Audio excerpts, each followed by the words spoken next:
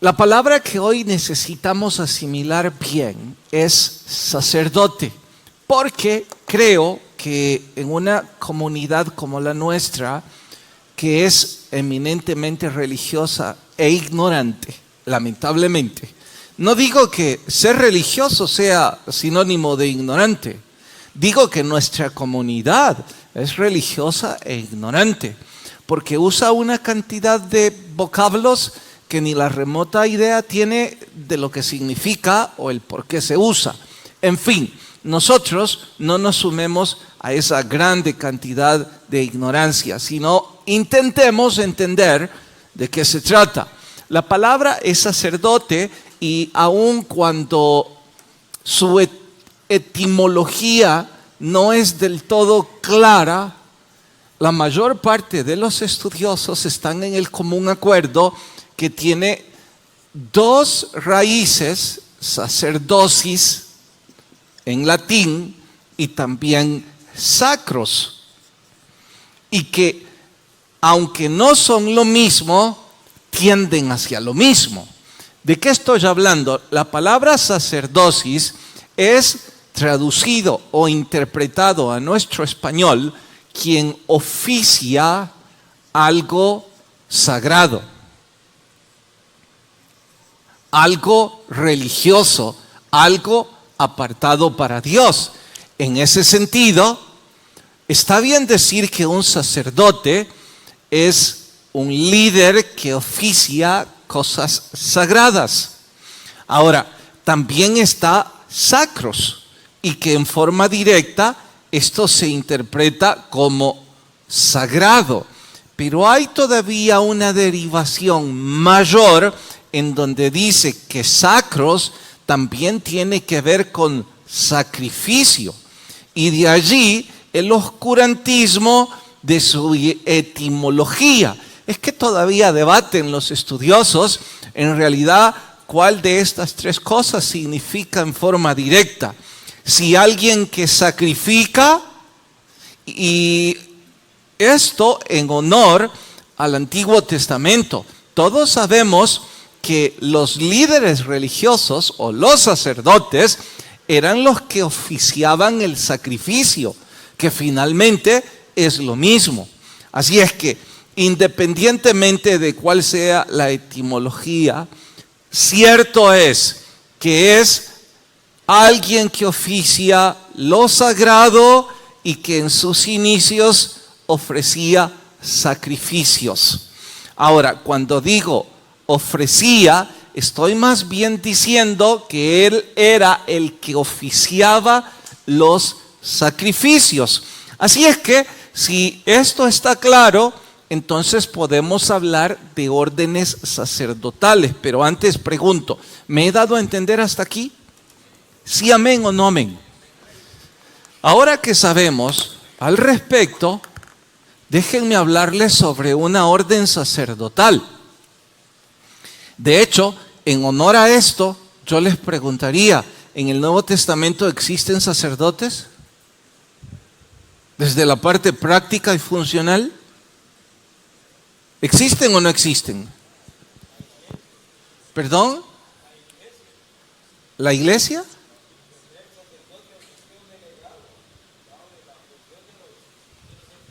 ¿Qué hacían los sacerdotes etimológicamente hablando?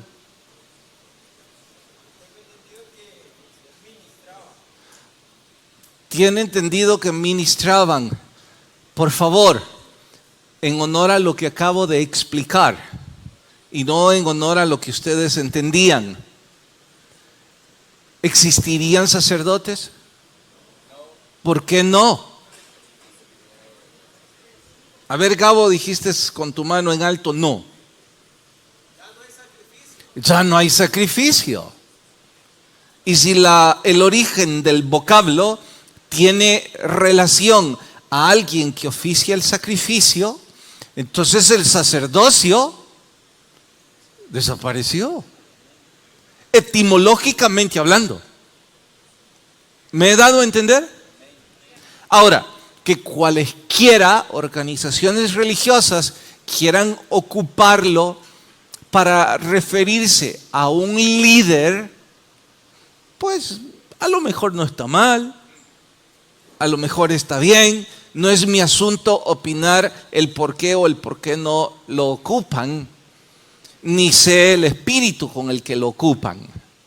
Lo que sí estoy diciendo, y de eso no hay duda, es que la etimología del vocablo es alguien que oficia lo sagrado con relación al sacrificio.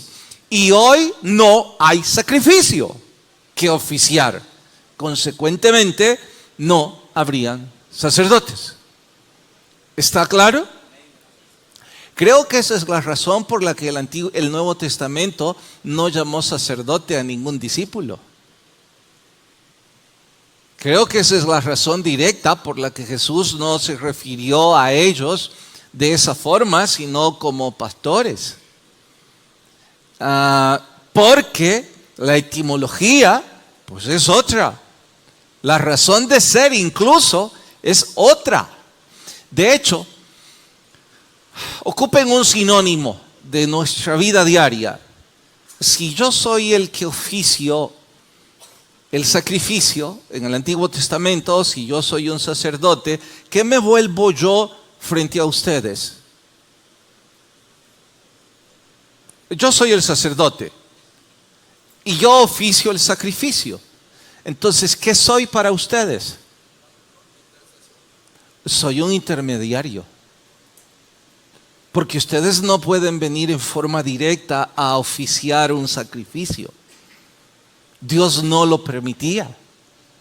El pueblo no podía entrar a oficiar el sacrificio. Tenían que ser hombres consagrados para ello que cumplían cierto perfil.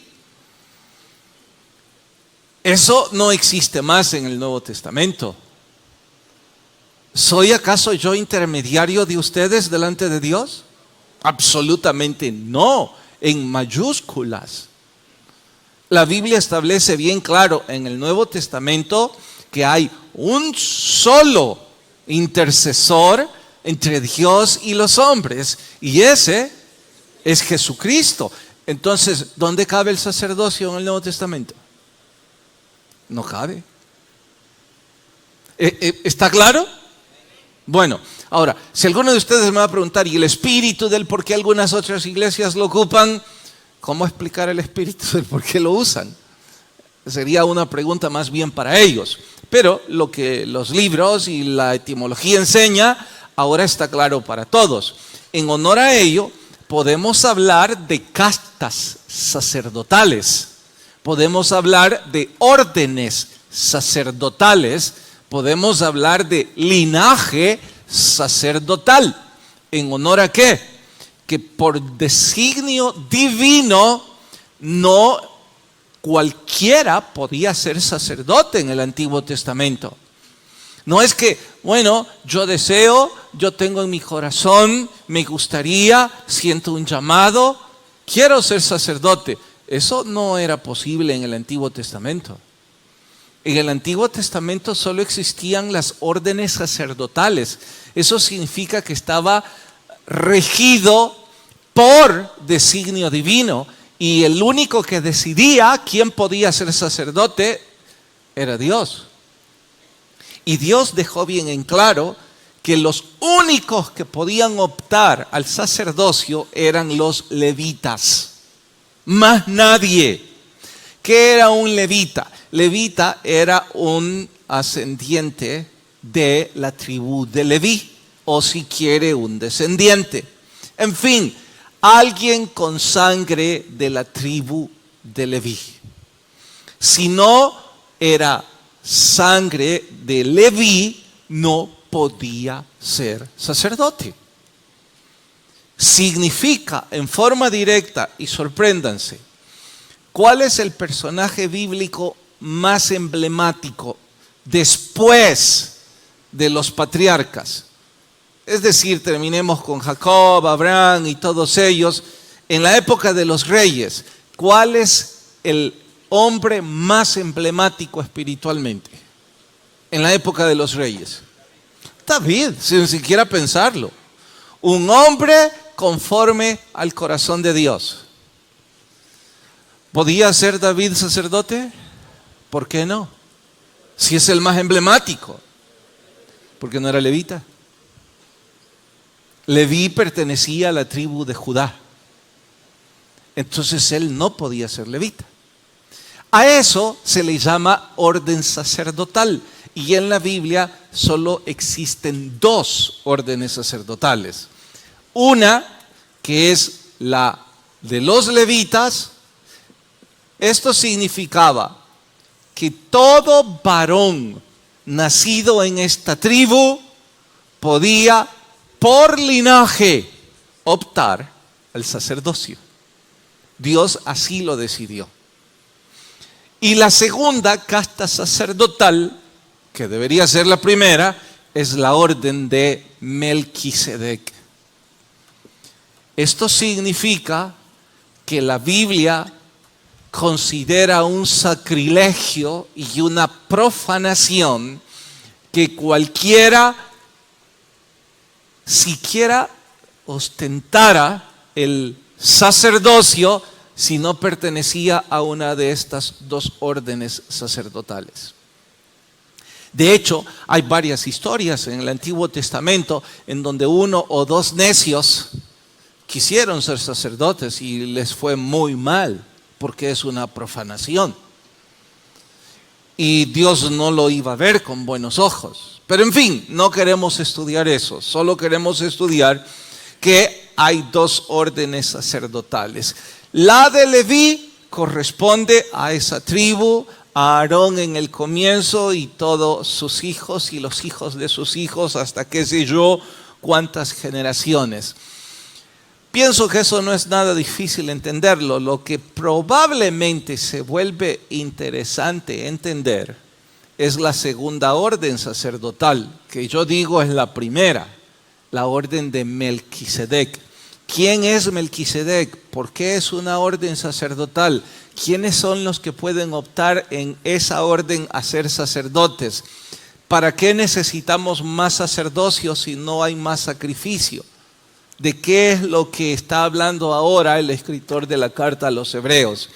Todo eso es lo que vamos a estudiar en el sermón de hoy titulado La orden de Melquisedec. Vamos al capítulo 7, carta a los Hebreos. Capítulo 7, carta a los Hebreos.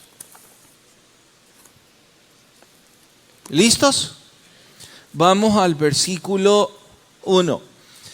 Porque este Melquisedec, rey de Salem, sacerdote del Dios Altísimo, que salió a recibir a Abraham, que volvía de la derrota de los reyes, y le bendijo,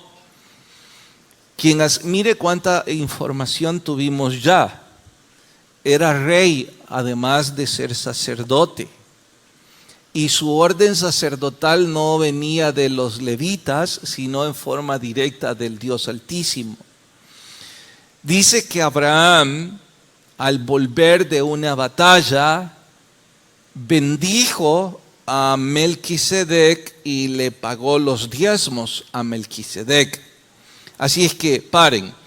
Si vamos a hablar de liderazgo en el Antiguo Testamento y ustedes me dijeran, pastor, creemos que el más grande de todos los líderes del Antiguo Testamento es Abraham, en honor a que se le llama el padre de la fe y ahí arranca buena parte de la historia. Yo diría, aunque no es mi favorito, no discutiría con algunos de ustedes si quieren decirme que ese es el más emblemático. Pero el más emblemático de todos los patriarcas del Antiguo Testamento le pagó los diezmos a Melquisedec. Eso significa que Melquisedec está bastante por encima de Abraham. ¿Me di a entender? Bueno, sigamos. Cuyo nombre significa primeramente rey de justicia, también rey de Salem, rey de paz, sin papá, sin mamá, sin genealogía, sin principio ni fin, sino hecho semejante al Hijo de Dios, y permanece sacerdote para siempre. Wow, ¿para qué? ¿Para qué? Considerad pues cuán grande era este, a quien aún Abraham el patriarca dio diezmos del botín. Ciertamente los que de entre los hijos de Leví reciben el sacerdocio, tienen mandamiento de tomar del pueblo los diezmos según la ley, es decir, de sus hermanos, aunque estos también hayan salido de los lomos de Abraham. Pero aquel cuya genealogía no es contada entre ellos, toma de Abraham los diezmos y bendijo al que tenía las promesas. Sin discusión alguna, el menor es bendecido por el mayor. Aquí ciertamente reciben los diezmos hombres mortales, pero allí uno de quien se da testimonio de que vive, por decirlo así. En Abraham pagó el diezmo también Leví, que recibe los diezmos. Paren, ¿está claro esto? Si Abraham paga los diezmos, en los lomos de Abraham también está su descendiente, que es ¿quién? Leví. Entonces Leví es como que también estaba pagando los diezmos a Abraham. Ahora, si alguno tiene problemas con el dinero, esto no se trata de pagar diezmos, ¿eh? El escritor solo está haciendo una ilustración respecto a la posición de cada uno de ellos. No se sientan amenazados. Bien, sigo. ¿En dónde estoy? 9. Porque aún estaba en los lomos de su padre cuando Melquisedec le salió al encuentro. Esto de que estaba en los lomos de su papá es que no había nacido aún Leví, y que Leví es descendiente de Abraham. Verso 11, si pues la perfección fuera por el sacerdocio levítico, ¿por qué bajo él recibió el pueblo la ley? ¿Qué necesidad habría aún de que se levantase otro sacerdote, según el orden de Melquisedec, y que no fuera llamado según el orden de Aarón? Porque cambiado el sacerdocio, necesario es que haya también cambio de ley. Y aquel de quien se dice esto es de otra tribu, de la cual nadie le sirvió al altar. Paren. ¿Quién es ese otro del cual nadie sirvió al altar?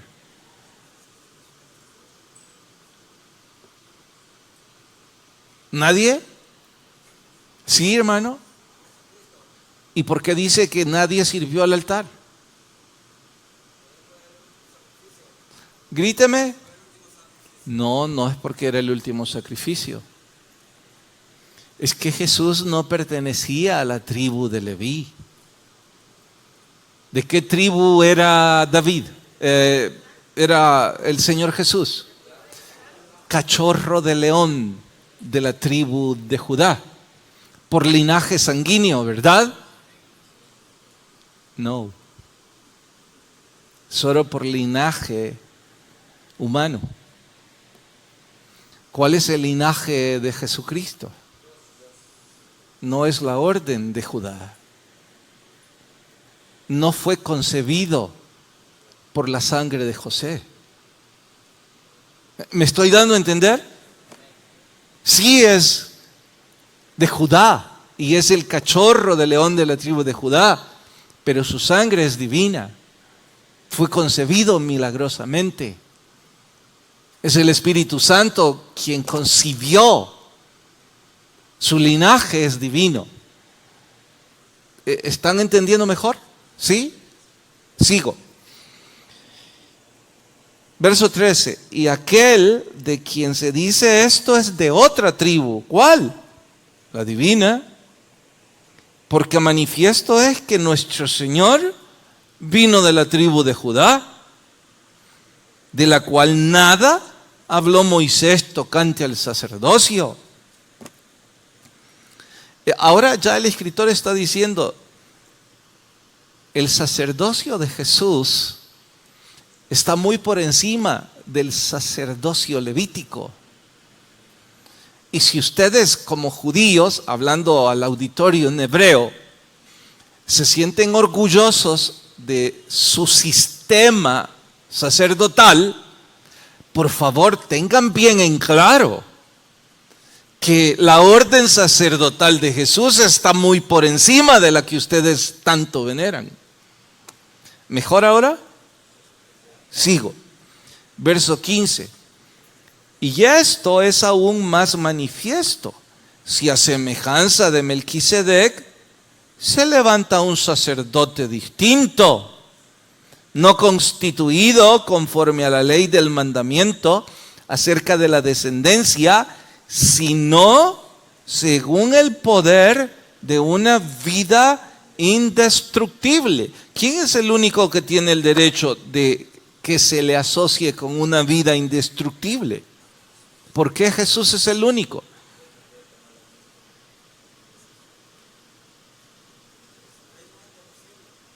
Gríteme.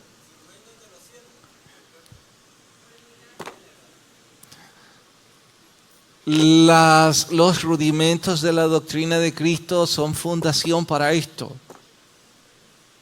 Porque su vida es indestructible. Por la resurrección de los muertos. Exactamente. ¿Notan por qué no podía hablar el escritor de esta doctrina si no se aseguraban conocer los rudimentos? Bueno, sigue.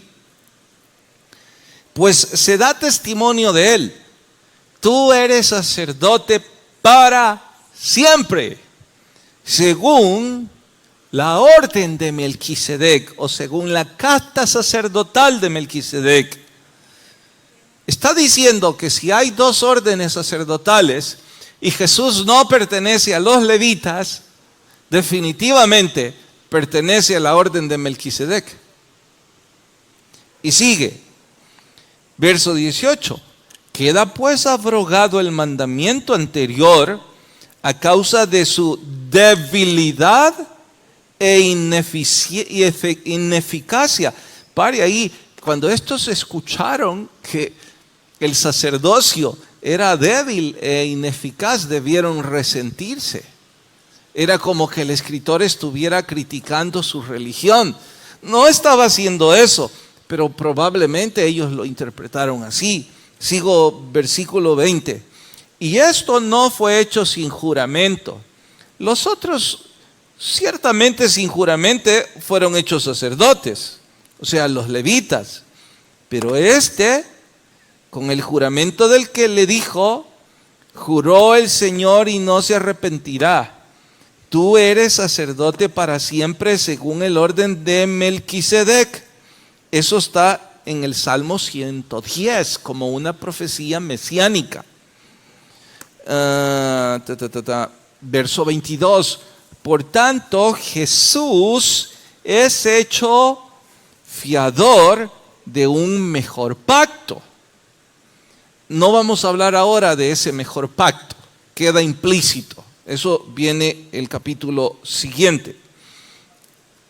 Los otros sacerdotes, verso 23, llegaron a ser muchos, debido a que por la muerte no podían continuar. Mas, paren ahí, ya habló de que el sacerdocio levítico era, usando las palabras que dice aquí, las quiero repetir. ¿En qué verso está? ¿Cuál? El 23. No, cuando habla de débil, el 18, ok. Dice que es débil e ineficaz. Entonces les pregunto, en el verso 23, demuestren cuál es la debilidad o la ineficacia. ¿Sí, Felipe? Porque no había permanencia. Debido a la mortalidad de los sacerdotes, no podía haber continuidad. En honor a eso, el sacerdocio levítico tenía una fuerte debilidad. No es la única. Sigue. Verso 24. Mas este, por cuanto permanece para siempre, el de Jesús, tiene un sacerdocio inmutable, por lo cual puede también salvar perpetuamente a los que se salvan, a los que se acercan a Dios, viviendo siempre, ¿para qué? ¡Wow! Jesús sí puede interceder por nosotros, porque Él sí es sacerdote.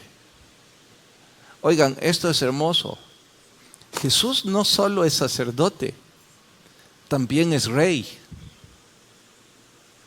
Y su sacerdocio es para siempre. Sigue, verso 26. Porque tal sumo sacerdote nos convenía. Describe a Jesús, santo, inocente, sin mancha, apartado de los pecadores y hecho más sublime que los cielos. No tiene necesidad cada día, como aquellos sumos sacerdotes, de ofrecer primero sacrificio por sus propios pecados. Paren.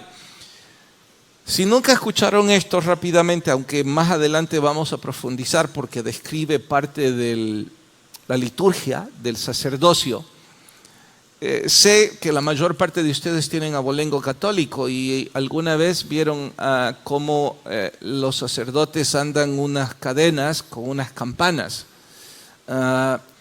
En realidad no es una costumbre antibíblica, está descrita en el Antiguo Testamento. El propósito de esta es que cuando el sumo sacerdote entraba una vez, porque solo podía entrar una vez al año, a ofrecer el sacrificio al lugar santo, si él iba con pecado, si él no había confesado primero sus pecados, si él no estaba libre de sus pecados y entraba a ese lugar ahí, así, era fulminado. Entonces la campana dejaba de sonar y estaba amarrado al tobillo porque los demás sacerdotes tenían que sacarlo.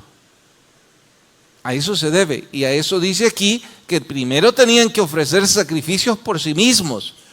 Imagínense los que no eran sumos sacerdotes. Les puedo asegurar que entrar al lugar santo, al templo, el ser sacerdote, para los que amaban y respetaban a Dios con todo su corazón, no era algo que podían ver con liviandad y con ligereza. ¿Por qué? Porque sabían que iban a morir. Entonces ellos sabían, más me vale arreglar mi vida antes de entrar ahí. Igual deberíamos decir hoy todos los que estamos en el ministerio. No hablo del pastorado, de cualquiera. Desde el que pone un sobre en esa silla, pasando por acomodación, en parqueo y en lo que fuera. Con esa misma reverencia deberíamos ver el ministerio.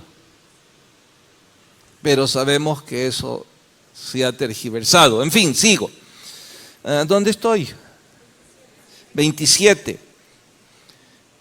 Que no tiene necesidad, como aquellos sumos sacerdotes, de ofrecer primero sacrificio y luego por los del pueblo. Porque esto lo hizo una vez para siempre, ofreciéndose a sí mismo. Este sacerdote no ofició un sacrificio. Él fue el sacrificio perfecto. ¡Wow! Porque la ley constituye sumos sacerdotes a hombres débiles. Aquí tiene otra ineficacia el sacerdote levítico. Es hombres débiles, pecadores. Pero la palabra del juramento posterior a la ley, al Hijo, hecho perfecto para siempre. Oremos. Señor, gracias porque tu palabra nos ilumina, nos hace emocionarnos al encontrar cosas hermosas que quizás por ignorancia o descuido pasamos por alto. Gracias porque esto fortalece nuestra fe. Gracias porque crecemos, te conocemos mejor y eso también nos hace amarte más, Señor. Nos hace a la vez sentirnos cada día más humildes y cada vez más miserables delante de tu presencia, por darnos cuenta que tu grandeza, tu santidad y tu misericordia, sumadas, nosotros no tendríamos ningún derecho. Pero en tu gracia y en tu amor nos dejas ser tus hijos. Gracias en Cristo. Amén. ¿Me he dado a entender hasta aquí? ¿Sí, amén o no amén? Veamos por separado algunas características. Conozcamos a Melquisedec, porque al conocer a Melquisedec vamos a conocer a Jesús. Porque ¿quién es el segundo sacerdote en la orden de Melquisedec? ¿Quién es el segundo?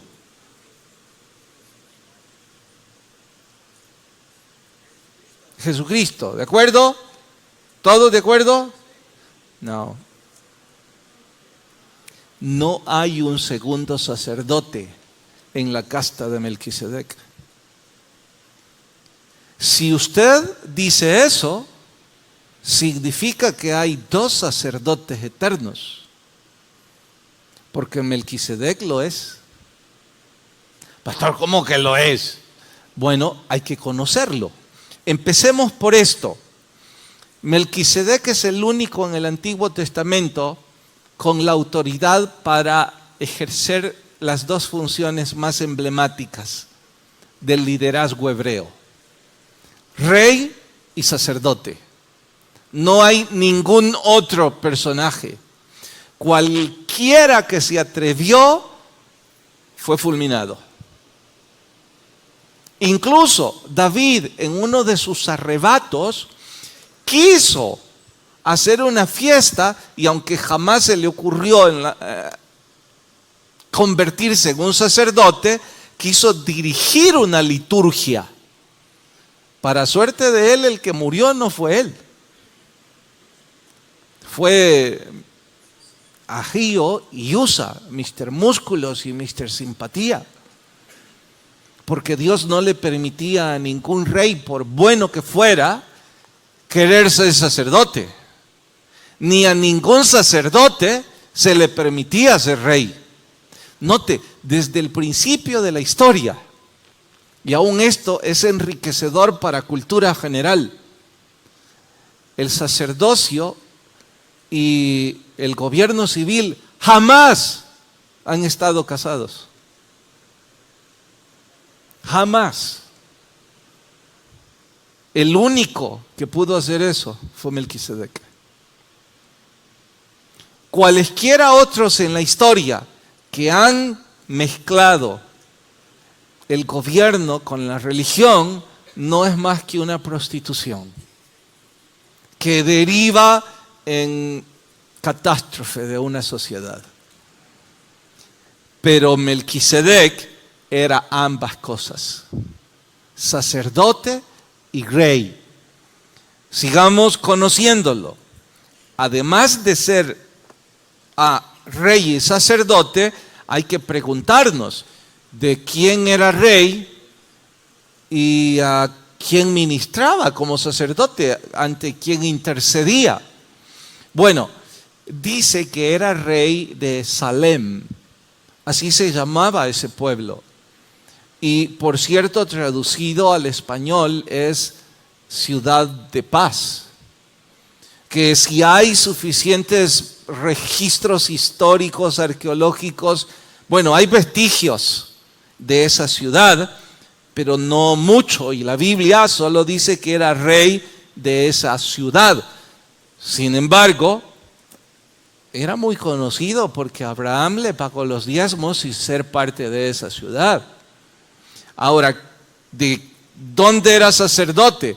Él mismo lo dice: del Dios Altísimo. ¿Quién es el que legitima? Si la palabra es correcta. ¿Está correcto? ¿Legitimar? Sí.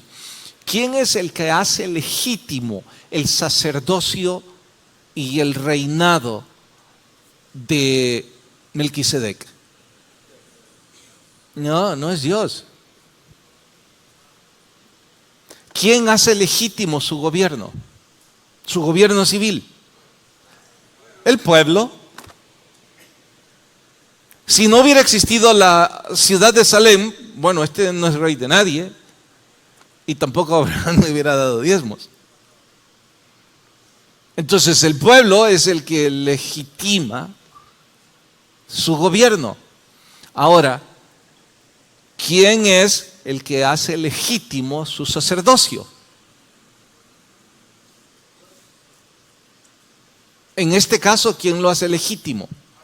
Abraham. Porque el diezmo es una práctica religiosa. ¿Y a quiénes se les daba el diezmo únicamente en el Antiguo Testamento? A los sacerdotes. Entonces, el que hace legítimo el sacerdocio de Melquisedec es Abraham.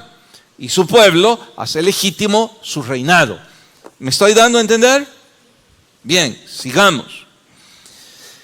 Todos sabemos que en el Antiguo Testamento los nombres, si no todos, la gran cantidad, especialmente de los líderes, tenían un significado. Y en este caso, el significado de Melquisedec, interpretado al español, es Rey de Justicia. Así es que, oigan esto, Melquisedec gobernaba la ciudad de paz con justicia. Hermoso, ¿no les parece? ¿O debo ponerlo al revés? En honor a que gobierna con justicia, la ciudad tiene paz. Dice este poeta, no sé su nombre, por eso lo mantengo en anonimato, y no vaya a decir el pastor, no, ya quisiera tener esa creatividad. La misericordia y la verdad se encontraron. Entonces la justicia y la paz se besaron. Cualquier sociedad que lucha por vivir en justicia encontrará la paz. Olvidemos los gobiernos, olvidemos las ciudades porque está bien lejos de nuestro alcance. Hablemos de nuestras propias vidas, hablemos de nuestras familias, hablemos de nuestros trabajos. Si nosotros intentamos obrar con justicia en nuestro matrimonio, habrá paz. Si nosotros intentamos obrar con justicia ante nuestros hijos, habrá paz. Si somos justos al pagarle a nuestros empleados, habrá paz. Es lógico. Por eso dice que cuando hay misericordia y hay verdad, la justicia y la paz se besan. Y eso era el gobierno de Melquisedec. Bien, ¿qué más conocemos de Melquisedec? Ya dije, recibió los diezmos y eso hace legítimo entonces su sacerdocio. Además de eso, no tiene genealogía. Eso significa que no nació ni murió, al menos en la Biblia. Y si no nació ni murió, ¿y entonces quién es? No, pastor, pero eso es un poco de exageración porque simple y sencillamente no dice dónde nació o cómo nació y tampoco dice, oigan, a lo mejor logran encontrar un personaje tan importante y tan emblemático en la Biblia sin genealogía, pero creo que no lo conseguirán. Todos tienen genealogía y todos dicen hijo de tal. Abraham, empieza para atrás, hijo de Jacob, papá de aquí, y da su árbol genealógico. Si no el árbol genealógico, siempre su abolengo y el líder más importante. Aquí no dice nada. ¿Y qué significa entonces si no tiene genealogía?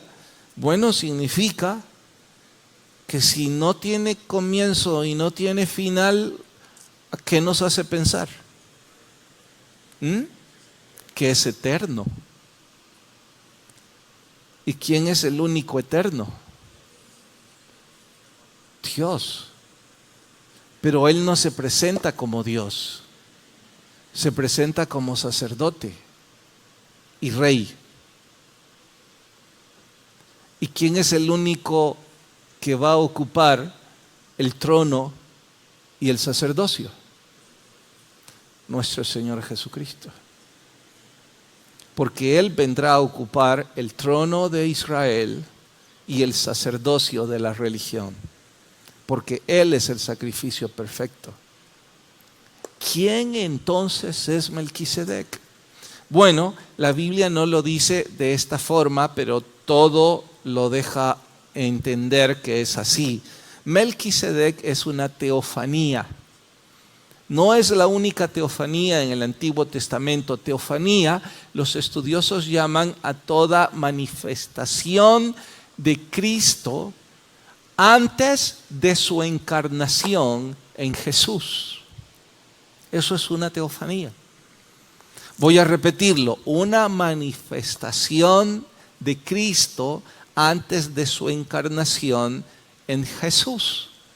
Melquisedec, en simples palabras, es nuestro Señor Jesucristo en el Antiguo Testamento. ¿Qué estaba haciendo en la época de Abraham? Bueno, cuando lleguemos al cielo, vamos a preguntarle. Asegúrense de llegar, ¿eh? La Biblia no dice qué está haciendo en esa época y por qué se presenta como Melquisedec. Pero no es la única teofanía. A ver si me estoy dando a entender bien. ¿Me pueden mencionar otra? Ayúdenme y menciónenme otra teofanía. Sí, hermano. Se le presentó a Gedeón.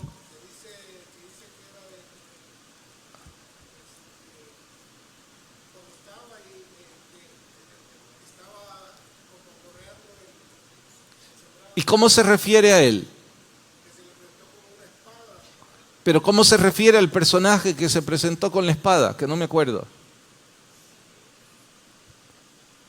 No puedo decir si él es una teofanía porque no me acuerdo del pasaje, hermano. Me disculpo por no recordarme de eso. Me acuerdo de casi todo. No, que va. ¿Alguien menciona otra teofanía? ¿Sí? Cada vez que dice el ángel de Jehová, si no en todas, en casi todas, se está refiriendo a una teofanía. ¿Dice el ángel de Jehová? Si dice el ángel de Jehová, en buena hora. Si no dice el ángel de Jehová, dice el Hijo de los dioses. Como el caso cuando Nabucodonosor lanzó al... ¿Fue Nabucodonosor el que metió a Daniel en el horno ardiendo? No, a los 3 chicos. Es Nabucodonosor, ¿no? Y dijo él mismo que no eran 3. Y yo veo 4. Y el cuarto es como el Hijo de los dioses. Bueno, era nuestro Señor Jesucristo. Sé que algunos más acuciosos están con ganas de preguntar y no sé por qué no me preguntan, pero me voy a anticipar. Pero ¿y por qué se aparece? Es otra de las preguntas que vamos a hacer allá. ¿Por qué no se manifestó en forma directa como Dios? Ni idea. Pero esto es una teofanía entonces. Ahora, esto no es ninguna sorpresa para los lectores judíos. Lo que era sorpresa es que Jesús fuera Melquisedec. Eso es lo que los dejó impactados. Que la supremacía del sacerdocio también le pertenecía al cachorro de león de la tribu de Judá. Aquí viene una pregunta más filosófica, pero más hermosa. ¿Y quién hace legítima el gobierno de Jesús?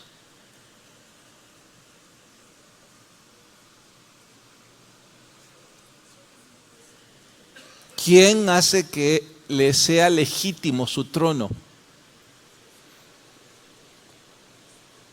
¿Perdón, hermana Lorita? No está hablando de nosotros. ¿Sí, hermano? Su gobierno es legítimo cuando ocupe el trono de David en el reino milenial. Y todas las naciones lo adoren como el Rey de Reyes y Señor de Señores, cuando Él reclame su trono. ¿Qué hace legítimo el sacerdocio? Que ya no hay sacrificio. Y cuando Israel vuelva a instalar el sacrificio, ¿saben qué dice la profecía? Entonces volverá. ¡Wow! Entonces volverá a instalar su gobierno. Saben todos de que Israel sigue trabajando para reconstruir el templo o construir el templo. ¿Para qué quieren construir el templo? Para volver a hacer el sacrificio. Israel no tiene iglesia, no tiene templo, no tiene liturgia. La religión más importante de la historia, el judaísmo, no tiene nada. Dinero por montones, pero no tiene nada. Claro que están luchando para de nuevo reconstruirlo, porque la tierra la tienen los árabes. Cuando algo suceda y ellos recuperen eso y construyan el templo y digan el sacrificio volvió, también vuelve Jesucristo por su iglesia. Y entonces su gobierno es para siempre. Oigan, nosotros tenemos por Dios al Rey y sacerdote por la eternidad. Increíble cómo algunas personas lo rechazan. Increíble cómo algunos ahora mismo no quieren rendir sus vidas a Él. El sacerdocio era imperfecto porque sus sacerdotes eran imperfectos. Jesús sigue siendo perfecto. Los sacerdotes no podían continuar porque eran mortales. Jesús resucitó para la eternidad. No hay comparación. Y en cuanto a Rey de Paz, qué ventaja estar leyendo y estarnos edificando. El libro que estamos leyendo ahora en el control de lectura dice: la paz es el tercer rasgo temperamental de un hombre o de una mujer que están llenos del Espíritu Santo. O sea que si no tienen paz, no tienen la llenura del Espíritu Santo. Dice que aquellas personas que viven en turbulencia emocional, la pregunta es, ¿qué es turbulencia emocional? Escuchen algunas definiciones. Las personas que viven en enemistades, pleitos, celos, iras, disensiones, envidias, críticas. Esas personas no tienen la llenura del Espíritu. Consecuentemente no tienen paz. Lo que tienen es turbulencia emocional. Y el hombre o la mujer, entre más se aleja de Dios, menos conoce de paz. Hombre o mujer que se acerca a Dios, Él es el Rey de paz. Así es que los que viven en enemistades, celos, ira, está en la página 70. Creo que lo leímos ayer o anteayer. Para que alguien no me vaya a decir, lo acaba de sacar. Dice más, la paz que Él nos deja es la paz de Dios. La paz de Dios es el antídoto de la preocupación. ¿Cómo me hizo de bien esto a mí? Porque yo soy una de esas personas que me preocupo cuando no debo. Siempre. Y dice que cada vez que me preocupo es porque no tengo la paz de Él. Y ahora descubro que cada vez que estoy preocupado, lo último que tengo es la llenura del Espíritu. ¿Cómo quiero encontrar en este libro cómo llenarme de su Espíritu? Que por cierto es el capítulo que empezamos a leer mañana, creo, o hoy. Dice, nuestra paz no debería depender de las circunstancias, porque sé que hay uno o dos que ya van a decir, pastor, si yo soy un hombre pacífico, lo que pasa es que me la quitan. Pues igual digo yo. Dice que yo vengo de mi casa tranquilo y no he terminado de entrar y hay como 10 que me quitan la paz aquí. No, usted no, hermano. Usted cuando le veo en la noche es que me la quita, pero no en la mañana.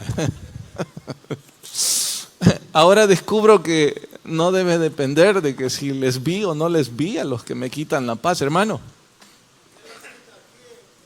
Sí, ok. Sí, léalo. Ok, listo. Es una teofanía. Es una teofanía. ¿Perdón, hermanos? Oh, sí. Gracias. Bien. ¿Me he dado a entender? Necesitamos que el Rey de Paz sea el que gobierne nuestros corazones. Y necesitamos pedirle que sea nuestro sacerdote, porque Él es perfecto para siempre. Señor, gracias por ser bueno, por la hermosura de tu palabra.